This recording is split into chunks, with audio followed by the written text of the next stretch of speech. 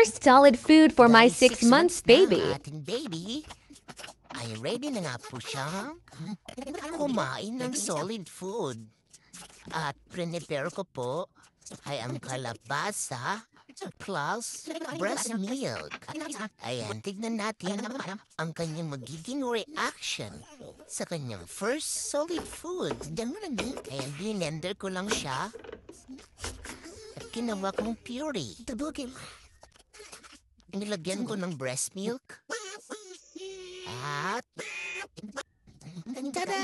Excited na ang ating baby. Kumain. Ayan. Tingnan natin ang kanyang reaction. Binay ko sa TikTok. Ayan na. Kinakain niya na. Excited na siya. Kinakain niya na ang kanyang baby. Ayan. First taste. Yummy! Mukhang nasarapan naman ang ating baby sa kanyang first food.